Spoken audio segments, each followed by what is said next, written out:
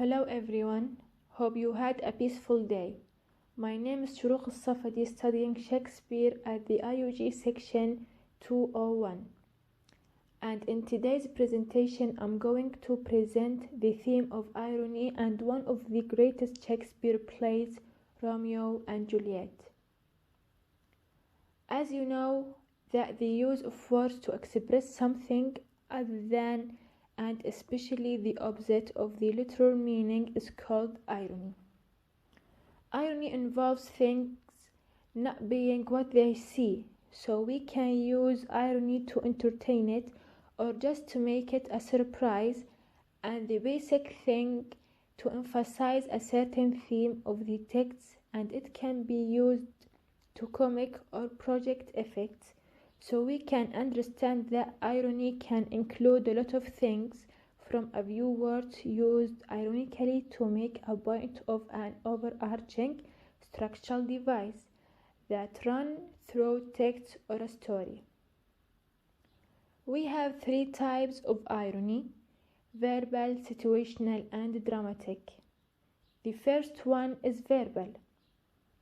The first time you mentioned the verbal item, just remember Rose and friend when he said I'm fine, and nothing was fine except his words. In this way it means saying one thing but meaning the opposite.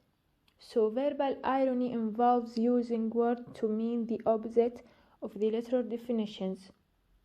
Shakespeare used this in Romeo and Juliet.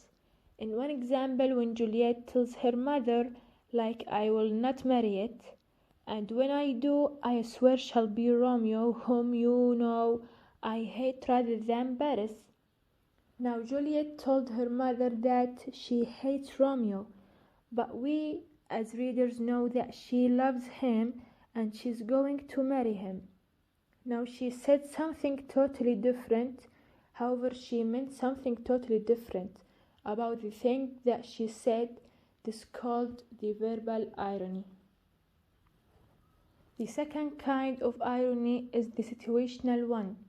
Situational one, it's a lifestyle for a university student. For example, this is not a gap. Actually, this is a university student waiting with marks when you study hard and you wait a specific mark, but when you get this mark, it can be unexpected itself. So come on, tell us why. This called that situational irony. It happens when the outcome of a circumstance or action doesn't match our expectations. Shakespeare acted like this and used in Romeo and Juliet. When Romeo is in love with Jerusalem and only wants to go to the pool to see her, but it is at the point that Romeo goes and falls in love instead of Juliet. As you know, men are men, but this kind of irony is a dramatic irony. You know that the dramatic irony is in the most used irony for Shakespeare. Dramatic irony is a structural device that involves the audience knowing something the characters are unaware of. The best example before mentioning the real example of Romeo and Juliet. For example, Othello. Sometimes as a reader you just want to kick out Iago and to slap, like, come on man, wake up. There is a freaking bad things are happening behind your back.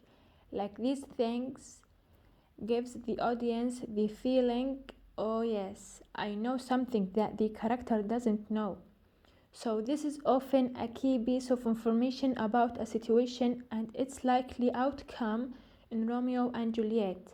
Shakespeare used it in the last a tragic thing that happened when Romany's death is all the more tragic because the audience is aware that Juliet is in fact not died, and had this information gotten to Romeo, neither him nor Juliet would have died.